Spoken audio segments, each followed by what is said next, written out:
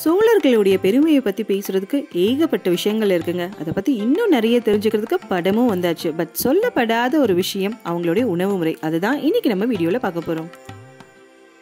பொன்னியின் செல்வன் அதாங்க நம்ம ராஜராஜ சோழனின் ஒரு விருப்பமான சட்னி வகை தான் இன்றைக்கி நம்ம வீடியோவில் பார்க்க போகிறோம். கும்பகோணம் தஞ்சாவூர் சைட்லாம் போனீங்கன்னா இந்த டிஷ் வந்து ரொம்பவே ஃபேமஸாக இருக்குங்க. அது என்னன்னு கேட்டிங்கன்னா கடப்பா. இந்த கடப்பா உருவான வரலாறும் அதுக்கு பின்னாடி இருக்கிற சுவாரஸ்யமான தகவல்கள் தான் இன்றைக்கி நம்ம வீடியோவில் பார்க்க போகிறோம். ராஜராஜ சோழன் அப்படின்னு பேர் கேட்டதுமே நமக்கெல்லாம் ஞாபகத்துக்கிறது என்னன்னு பார்த்தீங்கன்னா பிரம்மாண்டமான தஞ்சை கோவிலும் அவர் கடல் தாண்டி போய் பல நாட்டை வந்து போர் புரிஞ்சு கைப்பற்றினார். இந்த விஷயங்கள் தான் ஞாபகத்துக்கு ரொம்ப தெரியாத ஒரு விஷயம் என்னன்னு பார்த்தீங்கன்னா அவர் வந்து ரொம்ப பெரிய உணவு பிரியருங்க. எப்படின்னு கேட்டிங்கன்னா அந்த காலத்தில் ராஜாக்கள்லாம் வந்து போர் புரியும் போது தான், அதாவது போர் வந்தால் மட்டும்தான் வந்து அந்த நேரத்தில் வந்து போர் வீரர்களை தட்டியிருப்பாங்க. பட் ராஜராஜ சோழன் தான் தனியாகவே வந்து முதல்ல ஒரு இராணுவ படியை உருவாக்கினார். அதே மாதிரி ஒரு யானை படியும் தனியாக உருவாக்கினார். இதே மாதிரி இவர் என்ன பண்ணார் அப்படின்னா உலகத்தில் இருக்க பல்வேறு நாட்டில் இருந்து சமையல் வல்லுநர்களை அவர் கூட்டிகிட்டு வந்து அவர் அரண்மனையில் வச்சுக்கிட்டாரு. ஸோ இவங்க எல்லாருமே ஒவ்வொரு டிஷ்ஷை செய்கிறதுக்கு ரொம்பவே பிரசித்தி பெற்றவங்களா இருப்பாங்க.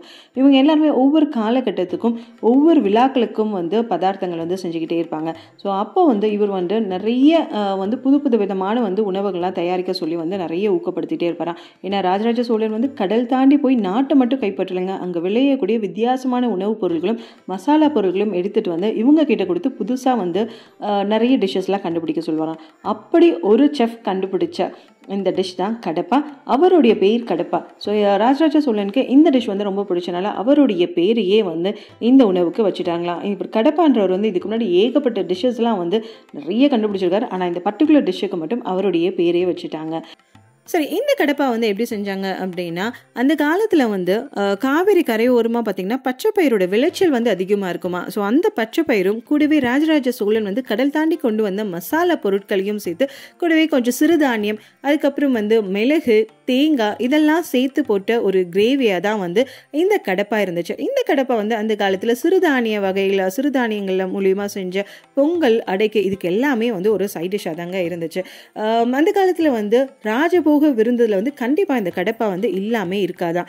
இப்போ வந்து காலத்துக்கு ஏற்ப நிறைய மாற்றங்கள் வந்து அதோடைய செய்முறை எல்லாமே மாறிடுச்சு. பச்சை பயிருக்கு பதிலாக பாசிப்பருப்பு, சிறுதானியத்துக்கு பதிலாக உருளைக்கிழங்கு, மிளகுக்கு பதிலாக மிளகாய் இதெல்லாம் சேர்த்து போட்ட ஒரு கிரேவியாக தான் இப்போ இந்த கடப்பா மாறிடுச்சுங்க. இந்த கடப்பா வந்து பார்த்திங்கன்னா இட்லி, தோசை, சப்பாத்தி, பூரி இந்த மாதிரி வந்து காலை உணவுக்கு எல்லாத்துக்குமே ஒரு பெஸ்ட் காம்போவாக இந்த கும்பகோணம் கடப்பா இருக்கும். ஸோ இந்த கும்பகோணம் கடப்பா எப்படி இருக்குன்னு கேட்டிங்கன்னா சாம்பார் மாதிரி தண்ணியாகவும் இல்லாமல் குருமை மாதிரி கெட்டியாகவும் இல்லாமல் ரெண்டுத்துக்கும் ஒரு நடுவில் இருக்கிற கிரேவி தான் இந்த கடப்பா. இந்த கடப்பை எப்படி செய்கிறதுன்னு சொல்லிட்டு இந்த ரெசிபி அடுத்த வீடியோவில் வருது. இதே மாதிரி இன்ட்ரெஸ்டிங்கான தகவல்களுக்கும் இன்ட்ரெஸ்டிங்கான சட்னி ரெசிபிஸ்க்கும் கெட்டி சட்னி சேனலை சப்ஸ்கிரைப் பண்ணி பக்கத்தில் இருக்க பெல் ஐக்கானை கிளிக் பண்ணுங்கள்.